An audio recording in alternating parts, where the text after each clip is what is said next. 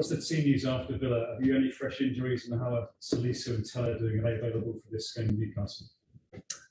No fresh injuries, and yes, Teller was back in session, but not available for the game. Sally, we have a look. If he manages to play tomorrow, we will have a look how he is. Yes, and in the end, the rest is after the game was fit, was okay.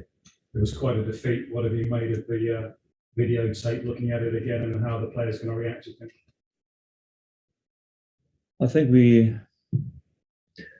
have been a little bit surprised how they kicked us and how they jumped on us and how aggressive they have been.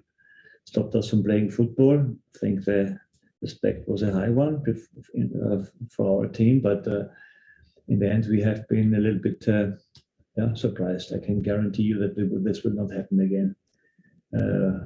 We are normally known as a team that can also play aggressive, and we play this time at home, and this time I think we will have a very similar challenge for us. A team that plays very similar to Villa, very aggressive. I've seen the game against Brighton with a few really aggressive tackles. Yeah, it's important that the referee sets the rule on the spectrum, what is allowed, and then we go there, and we will not be surprised again for sure.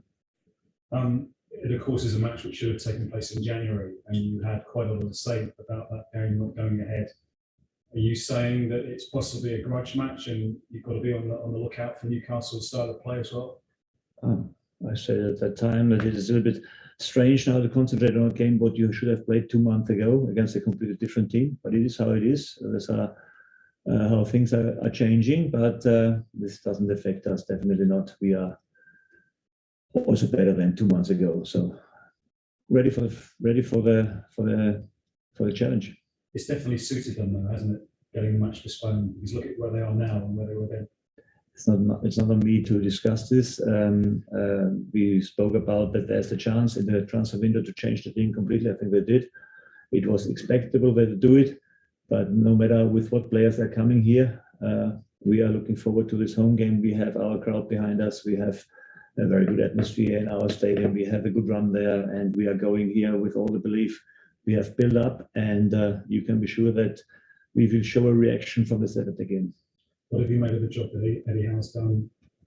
Absolutely good, fantastic. They stabilized the team, they stabilized the club, and stepped out of the relegation zone, if you want. There's not really a big threat of relegation anymore, and they're on a good run of form.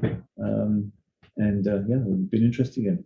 Just finally on you've been linked again with Manchester United at the weekend, apparently on a short list. What would you say to Southampton fans wondering, and obviously looking at your past links with Ralph Rangnick as well? When I discuss every list I have been on in the last 2 months, I think I would not have time anymore for working or doing my job. The only thing I can say is it shows that we don't do everything wrong here. So that's it. Thank you. Chris? Morning, Ralph. Obviously, you and a lot of us actually know Eddie Howe well from his time down here on the South Coast. You had some great battles with him when he was at Bournemouth. Have you noticed the same style that he's impacted at Newcastle that he had when you played against his Bournemouth teams? Yes, I mean, in this time, when I saw him being a manager in Bournemouth, I think he had different styles. There was a moment where he played really a lot of football and built it up from behind. There was a time when they are struggling and he only kicked long.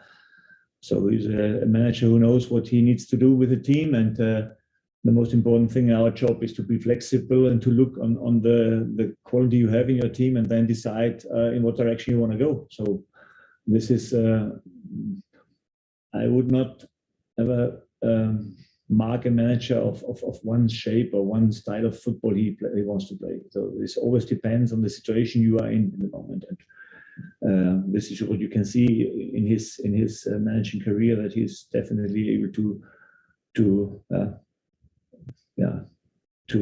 look for what he needs and then delivers what kind of football is necessary at the moment.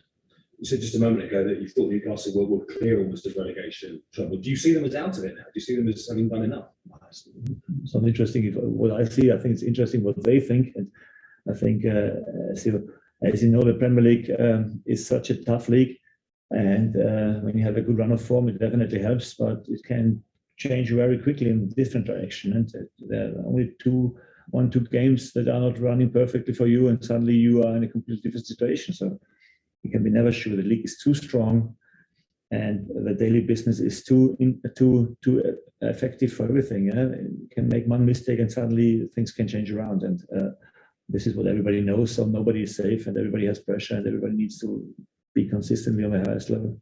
Finally, for me, just to bring it back to you, you built a real aura at home recently. That the crowds have been back up, games have been sold out again recently, particularly under lights. You seem to play very well as well. How much does that mean to you when you see the fans coming back and really enjoying your team?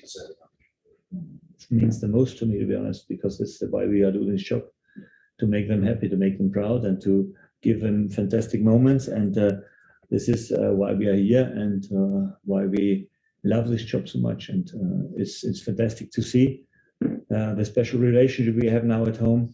I can speak about different moments we had in the past years where it was much harder for us.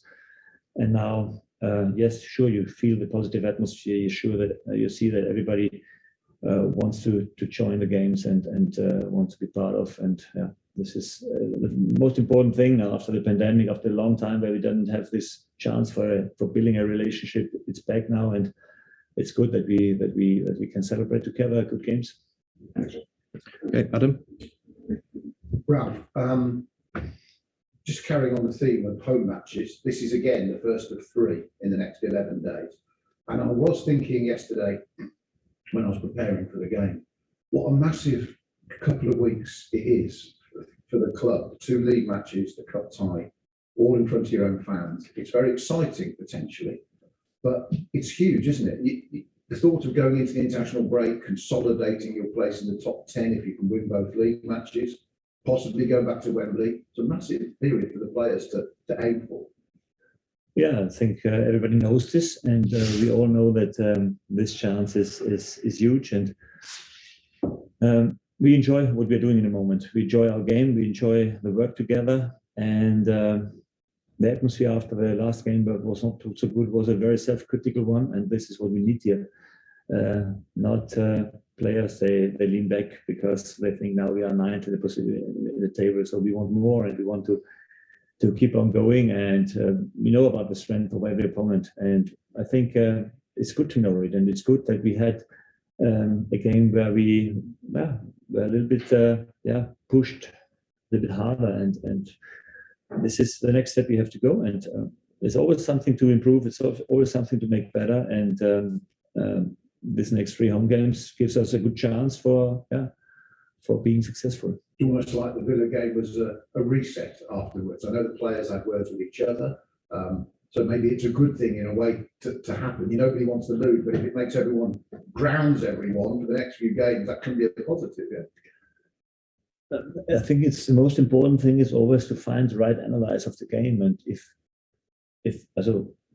you would find it, then it can be an advantage, definitely. Yeah, but we will see tomorrow that we find the right words or not. So it is, I think, important that we don't question everything after one lost game, but we have to be always very clear that what was missing. And yes, I spoke about the special game, and I spoke about that we can expect the same game tomorrow. So we will be better prepared than last time, for sure. Just one player I want to ask you about. We talked a lot this season about the excellent balance, the squad, depth of the squad now. One player who started to show himself even in a different position is Jan Valery, who has come back from maybe being on the verge of leaving the club to changing his attitude, but also playing as a right-hand side of a centre-back. He's been really good. I thought he was excellent against Michail Antonio, taking him on. He's got a lot of qualities for that. What do you think about his sort of rebirth as a Saints player, his progression? Yeah, this was maybe the biggest surprise this season, changing him on the centre back position and seeing him developing his game. We had always, the feeling that with his physical quality he has and with his quality in the duels, because he's nasty to play against, really. And you could feel it in every session that this is his biggest strength, and that he's a little bit feeling more comfortable in his position. Meanwhile, also himself, I think. In the beginning, he was a bit surprised, but we convinced him, and every performance he had so far there was a good one. So it's not a coincidence that he feels comfortable there, and it's a good combination. And he still can dribble with the ball. He still can drive with the ball forward. He has a little bit more time maybe than as a fullback in some moments, where they have a little bit more pressure in some moments. Yeah, but I think he feels good there, and definitely an opportunity for the future in this position. Definitely. It's a good example, isn't it, of how players mature at different ages as well. You know, he might have not had the best attitude a couple of years ago, but he's grown up a bit, hasn't he? I mean, we're all like that. We all change as we get older, but it's been good. He's a good example for young players to see what we can do. I think players are always going through a normal time of development on the sportive side in a club, but also privately. I mean, everybody gets older, gets more experienced, and it helps you to be more serious, to look on your job a little bit in a different way. And this is what we all feel, and we go through this journey together. And we have a young team, and as I often say, there are still things to learn for everybody. Yeah, and most important thing, especially for the young players, is always to find the right tone, the right way of criticizing them. Yeah, but still trusting in them. And this is a combination what they definitely need to develop. And it's like a small rose who is growing, and when you are too early demanding too much, then it can be difficult, but in the end, it's the only way to make them better. Thanks, Ralph.